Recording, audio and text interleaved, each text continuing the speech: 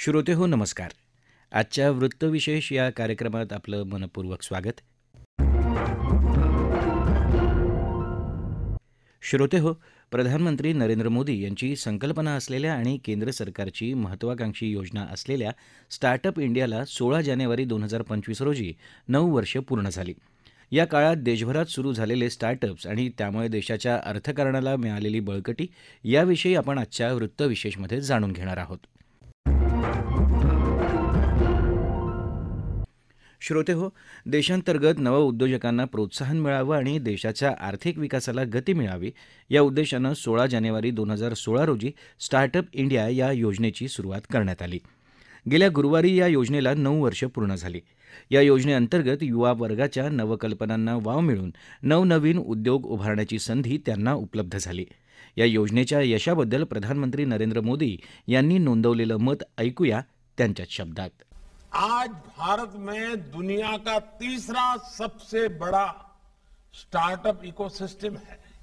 हम दुनिया के सबसे बड़े यूनिकॉर्न हब्स में भी एक ताकत के रूप में उभर रहे हैं. आज औसतन 8 या 10 दिन के भीतर भीतर भारत में एक स्टार्टअप यूनिकॉर्न बन जाता है, यूनिकॉर्न में बदल रहा है.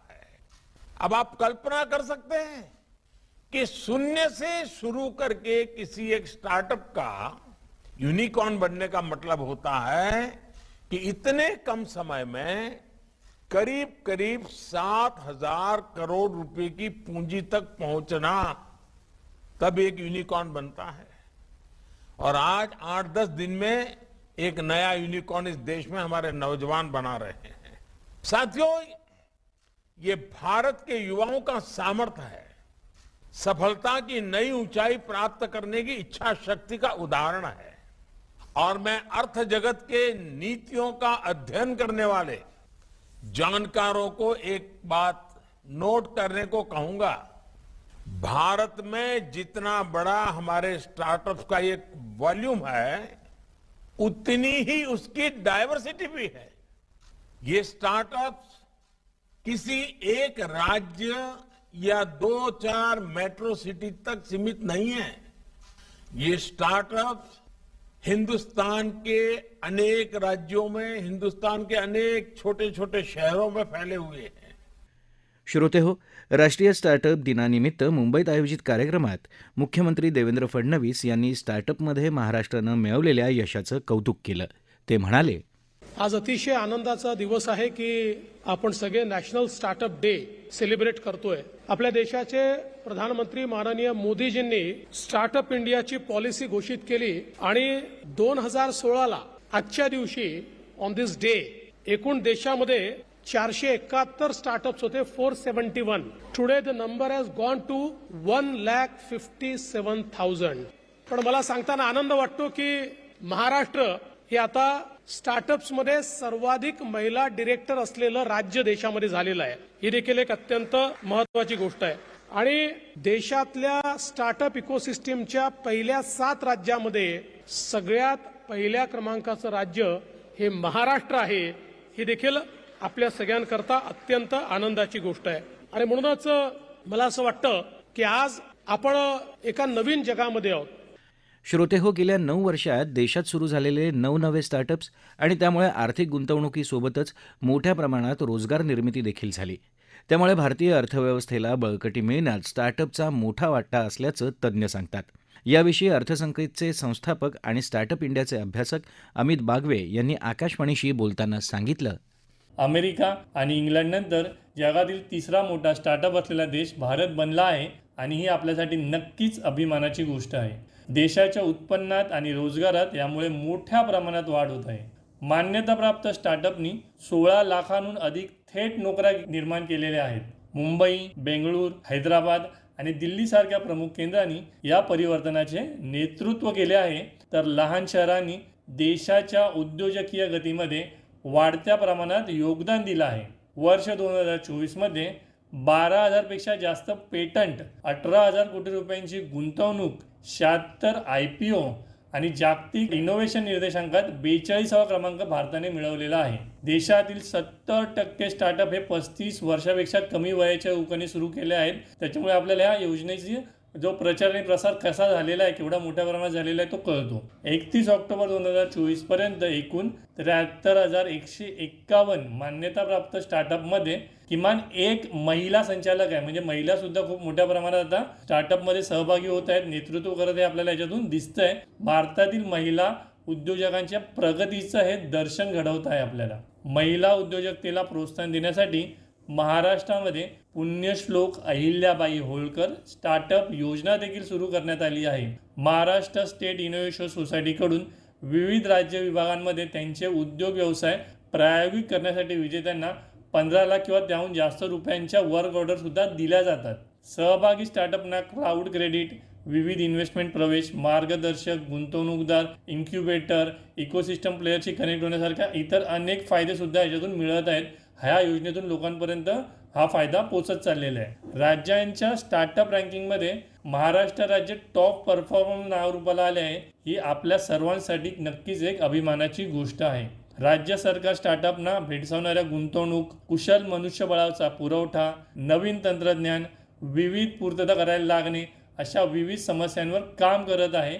म्हणजे सरकार सुद्धा स्वतःच्या बाजूने या 9 वर्षांमध्ये नवीन काय मदत करता येईल त्या प्रकारे मदत करत आहे. स्टार्टअप इंडिया या योजनेचा शुभारंभ झाल्यानंतर आतापर्यंत 4,400 तंत्रज्ञानावर आधारित स्टार्टअप कंपन्यांनी नोंदणी केली आहे. सरकारच्या वतीने आतापर्यंत 250 पेक्षा जास्त इन्क्युबेटरना मान्यता दिली आहे. म्हणजे कोण इन्क्युबेटर म्हणजे जे स्टार्टअपला मदत करतात अशा लोकांना त्यांनी मान्यता दिली आहे 250 पेक्षा जास्त. राष्ट्रीय तज्ज्ञांच्या सल्लागार समितीने 7 संशोधन क्षेत्र, 16 तंत्रज्ञान बिझनेस इन्क्युबेटर आणि 13 स्टार्टअप सेंटर सुरू करण्याचा प्रस्ताव सरकारकडे दिला आहे. चालू आर्थिक वर्षामध्ये हे सर्व सुरू होऊ शकतील. यामुळे देशातील स्टार्टअप विकासाची गती आणखी वाढण्यास मदत मिळणार आहे. नवीन तंत्रज्ञान, कृत्रिम बुद्धिमत्तेचा वापर म्हणजे आर्टिफिशियल इंटेलिजन्स ज्याला आपण म्हणतो, या सर्वांना गती देण्यासाठी राज्य सरकार लवकरच इनोव्हेशन सिटी उभारणार आहे. महाराष्ट्रातील स्टार्टअप संस्कृतीला बळ देण्यासाठी आणि ईज ऑफ डुईंग बिझनेसमध्ये सुधारणा करण्यासाठी महाराष्ट्र सरकारने नवीन स्टार्टअप धोरण जाहीर करत असल्याची घोषणा केली आणि याचा कच्चा मसुदा सुद्धा जाहीर केला आहे. 2 महिन्यात आपल्याला याच्यावरती सूचना आणि हरकती द्यायच्या आहेत. सरकार आपल्या सूचना आणि हरकतीनंतर अंतिम मसुदा जाहीर करणार आहे. बॉम्बे स्टॉक एक्सचेंज आणि नॅशनल स्टॉक एक्सचेंज सारख्या अनेक ठिकाणी स्टार्टअप लोक लिस्टिंग करून भांडवल उभं करत आहेत. मग एंजल इन्व्हेस्टर आहेत, व्हेंचर कॅपिटल आहेत, क्राऊड फंडिंग अशा सुद्धा वेगळ्या माध्यमातून त्यांना भांडवल मिळत आहे. या सगळ्या गोष्टींमुळे स्टार्टअपला एक चांगला पाठिंबा मिळतो. स्टार्टअप पुढे येत आहेत मोठ्या प्रमाणामध्ये. स्टार्टअप इंडियाला मिळालेल्या प्रमुख योजना, क्षमता निर्मिती प्रयत्न, भास्कर सारखे व्यासपीठ आणि स्टार्टअप महाकुंभ सारख्या कार्यक्रमांमुळे शहरी भागांसह सर्व क्षेत्रे आणि गावागावामध्ये स्टार्टअपना सक्षम बनवण्याची सुरुवात झाली आहे. भारत इनोव्हेशनमध्ये जागतिक नेता बनण्याच्या दिशेने आपला प्रवास सुरू ठेवत असताना स्टार्टअप इंडिया कार्यक्रम आर्थिक वाढीचा एक प्रमुख चालक राहिला आहे. आणि आपल्याला हे खूप चांगल्या प्रकारे दिसून येत आहे की हा जो स्टार्टअप इंडिया कार्यक्रम सुरू केला होता 9 वर्षापूर्वी, त्याच्यामुळे आता केवढ्या मोठ्या प्रमाणात बदल झालेला आहे. उद्योजकतेमध्ये बदल झालेला आहे. नवीन रोजगार निर्माण होत आहेत. महिलांचा सहभाग वाढत चाललेला आहे.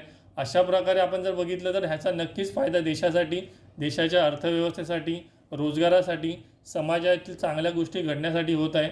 तरी नक्कीच एक चांगली गोष्ट गेली 9 वर्ष सातत्याने चालली आहे आणि ती अशाच प्रकारे पुढे मोठी होत राहील आणि देशाला जगामध्ये मोठ्या प्रमाणावरती एक नेतृत्व मिळवून देण्यासाठी मदत करेल. श्रोते हो, स्टार्टअप इंडिया या महत्त्वाकांक्षी योजनेच्या रूपानं महाराष्ट्र राज्यातल्या नवउद्योजकांना एक व्यासपीठ उपलब्ध झालं.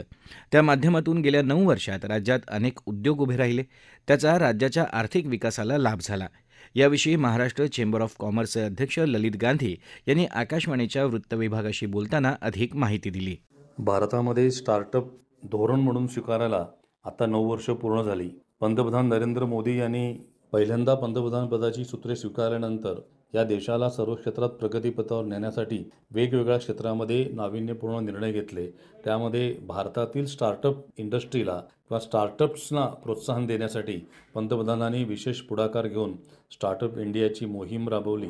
या गेल्या 9 वर्षामध्ये स्टार्टअपच्या माध्यमातून देशभरामधली प्रगती अतिशय समाधानकारक आणि जागतिक स्तरावर भारताचं नाव उंचावणारी अशी ठरली आहे. देशातल्या या प्रगतीबरोबरच महाराष्ट्र राज्याने सुद्धा स्टार्टअप क्षेत्रामध्ये उल्लेखनीय कामगिरी नोंदवली आहे. आज देशामध्ये 2016 साली ज्यावेळी स्टार्टअपचं धोरण स्वीकारलं गेलं त्यावेळी 471 स्टार्टअप कार्यरत होते. 9 वर्षाच्या या वाटचालीनंतर देशभरामध्ये 1,57,000 इतके स्टार्टअप झालेले आहेत आणि आपल्याला सांगताना निश्चित अभिमान वाटतो की यातले 15% अधिक म्हणजे जवळपास अगदी नेमकं सांगायचं तर 17.75% इतके स्टार्टअप म्हणजे 27,000 स्टार्टअप एकट्या महाराष्ट्रामध्ये आहेत. महाराष्ट्रातल्या या 27,000 स्टार्टअपच्या माध्यमातून जो या स्टार्टअपचा एक मुख्य उद्देश आहे रोजगार निर्मितीचा, 3 लाखापेक्षा अधिक लोकांना रोजगार देण्यामध्ये महाराष्ट्र यशस्वी ठरलं आहे.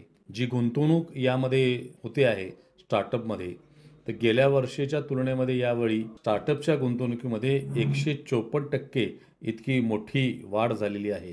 हे सुद्धा अतिशय चांगलं आणि स्टार्टअपच्या या संकल्पनेला मिळालेल्या बळाचं उदाहरण आहे. महाराष्ट्र या सगळ्याच क्षेत्रामध्ये आघाडीवर असताना स्टार्टअपमधले जे युनिकॉर्न झाले, एकेकाळी देशात एकच युनिकॉर्न होतं, आज एकट्या महाराष्ट्रामध्ये 26 युनिकॉर्न आहेत. म्हणजे एक स्टार्टअप 8,000 कोटीचा ज्यावेळी व्यवसाय करतो त्यावेळी तो युनिकॉर्न म्हणून समजला जातो. म्हणजे 8,000 कोटीपेक्षा अधिक व्यवसाय करणारे 26 स्टार्टअप एकट्या महाराष्ट्रामध्ये आहेत. यातूनच महाराष्ट्रातलं या क्षेत्रातलं अतिशय महत्त्वाचं स्थान आपल्याला लक्षात येऊ शकतं. स्टार्टअपच्या या माध्यमातून अनेक नाविन्यपूर्ण संकल्पना आपल्याला व्यापार उद्योगामध्ये पाहायला मिळाल्या.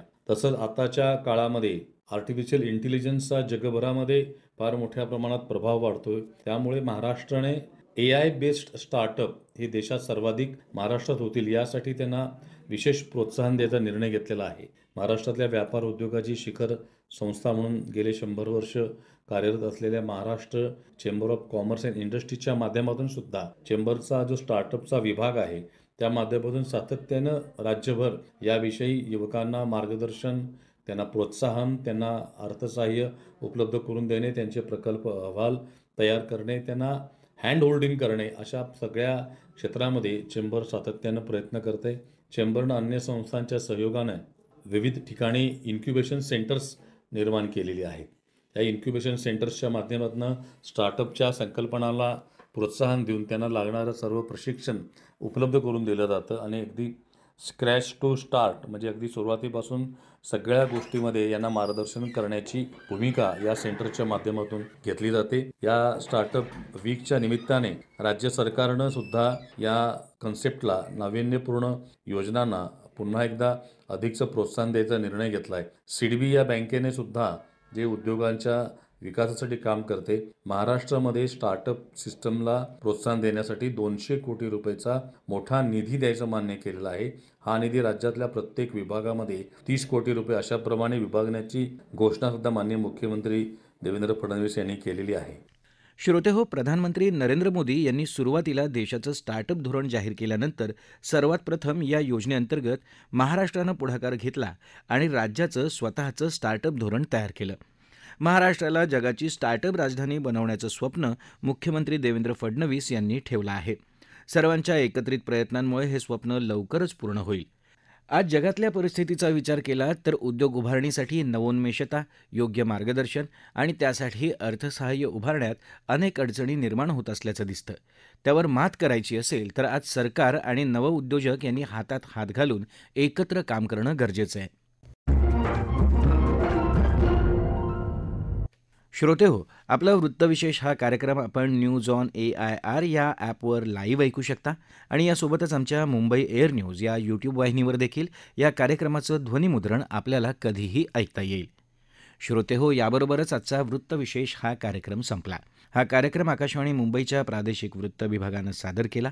संपादन आणि सादरकर्त्या सरस्वती कोळेकर, निर्मिती सहाय्य स्मिता दळवी, समन्वय आणि लेखन रवींद्र वसंतराव लोखंडे आणि निवेदन तुषार पवार.